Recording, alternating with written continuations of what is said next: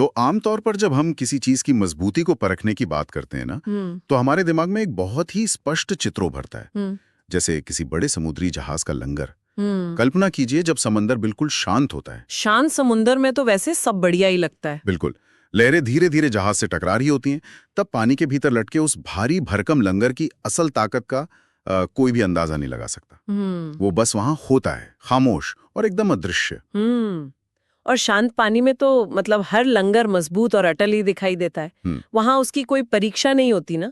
उसकी असली उपयोगिता तो तब समझ में आती है जब मौसम करवट लेता है। सही कहा।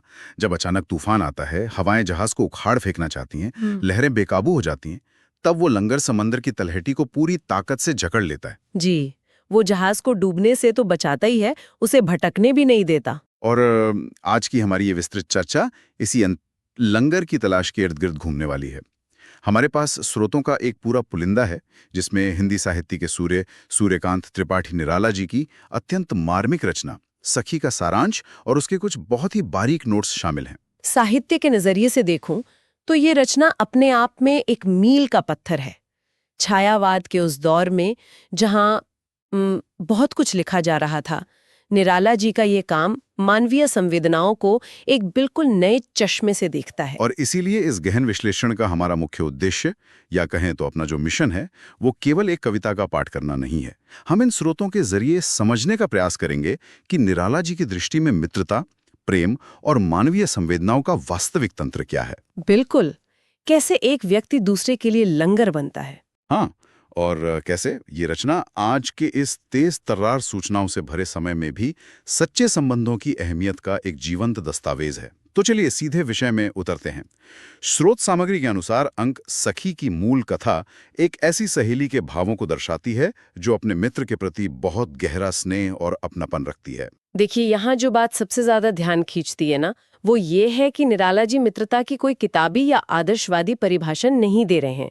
स्रोत बहुत स्पष्ट रूप से इंगित करता है कि इस रचना में सच्ची मित्रता का अर्थ केवल खुशी के पलों में साथ रहने तक सीमित नहीं है। तो मतलब सुख के साथी तो बहुत होते हैं। वही तो, इसका असली अर्थ है दुख, संघर्ष और जीवन की सबसे बड़ी कठिनाइयों में एक दूसरे का सहारा बनना।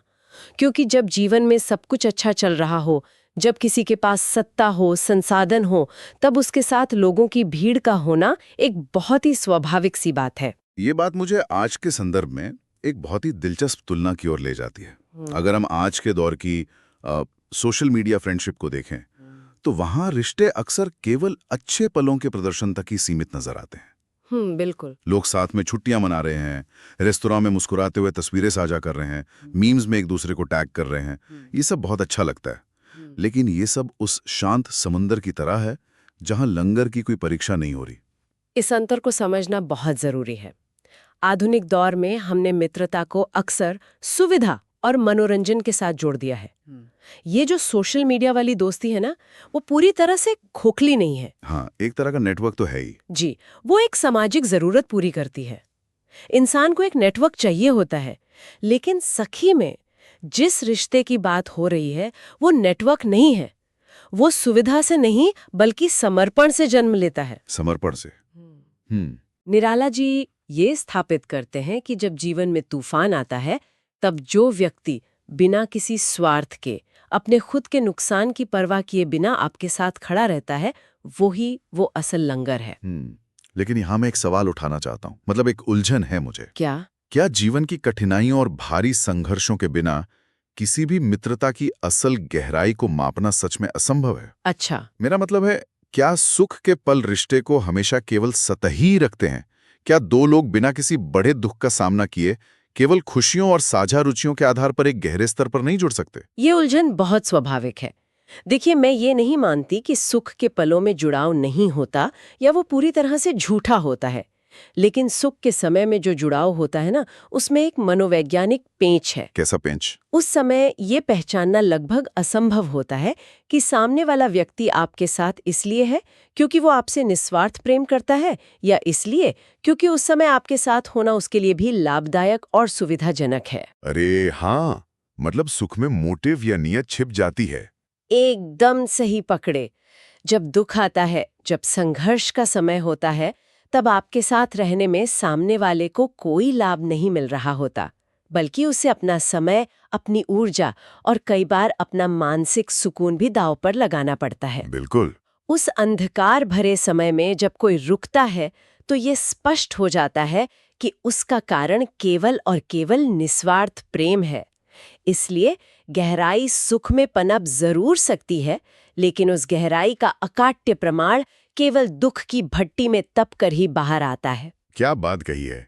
गहराई का प्रमाण दुख के समय मिलता है। और जब हम इस निस्वार्थ प्रेम और दुख सहने की क्षमता की बात करते हैं, तो हमारी स्रोत सामग्री हमें इस विश्लेषण के दूसरे सबसे महत्वपूर्ण हिस्से की ओर ले जाती है। जी, नारी हृदय की कोमलता वाला हिस्सा। हाँ, स्रोत में एक जगह विशेष रूप से उल्लेख है कि इस रचना में नारी हृदय की कोमलता, संवेदनशीलता और निस्वार्थ प्रेम का अत्यंत मार्मिक चित्रण किया गया है। और इसे समझने के लिए हमें उस दौर के साहित्य को थोड़ा पीछे मुड़कर देखना होगा। ऐतिहासिक रूप से साहित्य में ताकत या त्याग को अक्सर युद्ध के मैदानों या बड़े बड़े महाकाव्यों के नायकों से जोड़कर देखा जाता था। शारीरिक शौर्य की बात ज्यादा होती थी। बिल्कुल। लेकिन निराला और उनके समकालीन छायावादी रचनाकारों ने इस परिभाषा को पलट दिया। उन्होंने दिखाया कि बाहरी संघर्षों में साथ देने के लिए, यानी किसी के दुख में एक दीवार की तरह खड़े रहने के लिए, अंदर से असीमित भावनात्मक शक्ति की आवश्यकता होती है।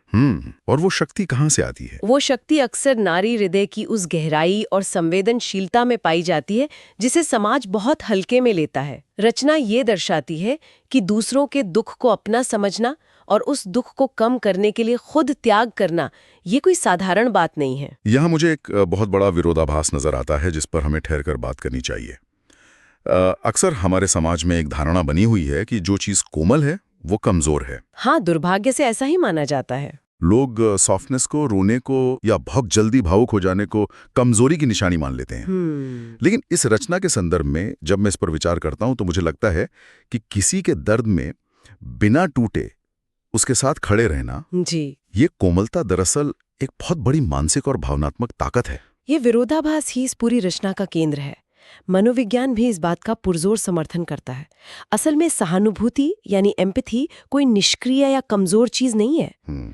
ये एक अत्यधिक सक्रिय और ऊर्जा सोखने वाली प्रक्रिया है। किसी के दर्द को महसूस करने के लिए आपको अपने स्वयं के जो सुरक्षा कवच है, जो डिफेंस मैकेनिज्म है, उन्हें नीचे करना पड़ता है। खुद को उस दर्द के लिए खोलना पड़ता है। बिल्कुल। इसे एक उदाहरण से समझते हैं। मान लीजिए हम एक कठोर पत्थर पर पानी डालते हैं, तो पत्थर पानी को बाहर की तरफ धकेल देगा, वो उसे अंदर नहीं जाने देगा। एकदम सही। वो कठोर है, इसलिए वो कुछ भी सोख नहीं सकता। लेकिन अगर हम एक स्पंज पर पानी डालते हैं तो वो उसे पूरी तरह अपने भीतर सोख लेता है। अरे वाह! स्पंज का कोमल होना उसकी कमजोरी नहीं है, ये उसकी सोखने की, धारण करने की असीमित क्षमता है।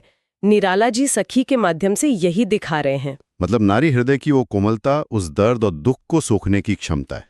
जी, एक कठोर व्यक्ति तो शायद दूसरे के दुख से मुंह मोड़ ले क्योंकि वो उस दर्द को महसूस ही नहीं कर पाता। लेकिन एक संवेदनशील हृदय उस दर्द को अपने ऊपर लेता है और फिर भी वही मजबूती से डटा रहता है। वो कोमलता ही उस निस्वार्थ प्रेम की असली ढाल है। स्पंज और पत्थर का ये रूपक बहुत ही सटीक है। ये स्पष्ट कर देता है कि संवेदनशीलता वो आधार है जिस पर त्याग की इतनी बड़ी इमारत खड़ी होती है।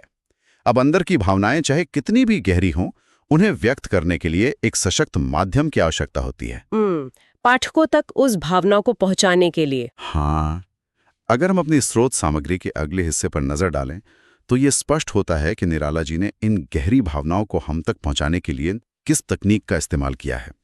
स्रोत में जिक्र है प्रकृति के सुंदर वर्णन का। छायावादी कविता की ये सबसे बड़ी पहचान रही है। प्रकृति का उपयोग केवल पृष्ठभूमि या बैकग्राउंड को सजाने के लिए नहीं होता। ये कोई पेंटिंग नहीं है जहां पीछे पेड़ पौधे बना दिए गए हों। तो फिर प्रकृति का असल काम क्या है यहाँ?